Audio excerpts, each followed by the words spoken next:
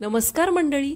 तुमच्या घरी सुद्धा चपाती शिल्लक राहिली आणि ती जर खायची म्हणलं तर नाक मुरडतात का? हा पदार्थ अगदी 15 मिनिटात तयार होतो आणि हा जर तुम्ही चपातीपासून बनवून सगळ्यांना खायला घातला तर कोणाला कळणार सुद्धा नाही की तुम्ही यामध्ये सकाळची उरलेली चपाती वापरली.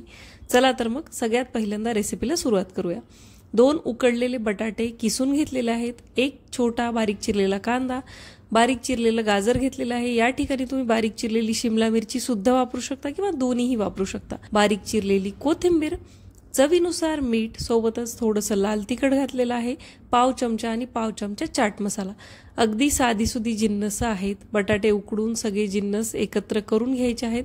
छान मिक्स करून झाल्यानंतर आपल्या उरलेल्या चपात्या घ्यायच्या आहेत. मी इथं 2च चपात्यांसाठी तुम्हाला हे प्रमाण सांगितलेलं आहे. 1 मोठं बटाटे किंवा 2 मीडियम साईजचे बटाटे.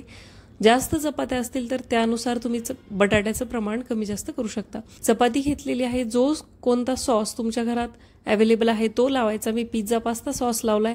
तुम्ही टोमॅटो सॉस लावू शकता. हिरवी चटणी सुद्धा असेल तर ती लावू शकता. छान लावून घेतल्यानंतर आपण जी तयार केलेली बटाट्याची स्टफिंग आहे ती व्यवस्थित यावर पसरवून घ्यायची आहे. तुम्हाला जर आवडत असेल तर तुम्ही इथं वर चीज सुद्धा किसून घालू शकता. आणखी याची चव एक स्टेज वाढते आणि खूप छान लागते. पण झटपट जर बनवायचं असेल तर हा सगळ्यात सोपा पर्याय आहे. आणि गाजर शिमला मिरची नसेल घालायचं तरी सुद्धा चव अगदी छान लागते. वरून मस्त अशी मी शेव भुरभुरली आहे, आलू भुजी आहे. असेल तर घाला, नसेल तर स्किप करू शकता. उरलेल्या दुसऱ्या चपातीला सुद्धा सॉस लावून घ्यायचा आहे आणि सॉसची बाजू मध्ये करून या प्रकारे मस्त असं आपल्याला चपाती झाकून घ्यायची आहे. स्टफिंग झाकून घ्यायची आहे दुसऱ्या चपातीनं. तव्याला तूप लावून घ्यायचं आहे भरभरून आणि अगदी मंद गॅसवर 3 ते 4 मिनिटासाठी चपातीची एक बाजू भाजून घ्यायची आहे.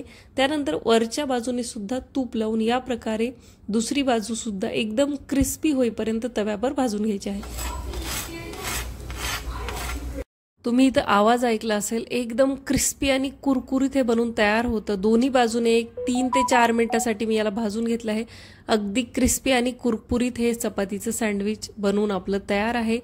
मस्त चपात्या तव्यावरच्या खाली काढून घ्यायच्या आहेत आणि याचे 4 तुकडे आपल्याला करून घ्यायचे आहेत. या प्रकारे तुम्ही बघू शकता. मी पिझ्झा कटरने केले आहेत. तुम्हाला हवं तर चाकूने सुद्धा तुम्ही करू शकता. अगदी गरमागरम मस्त हे खायला घ्यायचं आहे. थंड झाल्यानंतर याची चव तेवढी छान लागणार नाही जेवढी गरमागरम लागते तेवढी. तुम्ही बघू शकता अगदी मस्त बनून तयार आहे. याची चव आणखी एक स्टेज वाढवण्यासाठी मी याच्या कडांना थोडासा सॉस लावून घेतला आहे, टोमॅटो सॉस, आणि याला आपल्याला बारीक शेवमध्ये बुडवून घ्यायचं आहे. यामुळे काय होतं, हे दिसायलाही छान लागतं आणि चवीला आणखी अप्रतिम बनतं.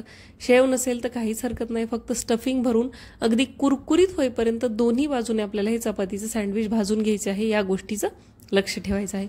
मुलांना डब्याला सुद्धा देण्यासाठी परफेक्ट पदार्थ आहे.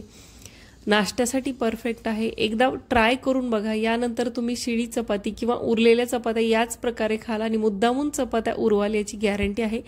ट्राय करून बघा. एक कमेंट करा, व्हिडिओला लाईक करा, जास्तीत जास्त शेअर करा.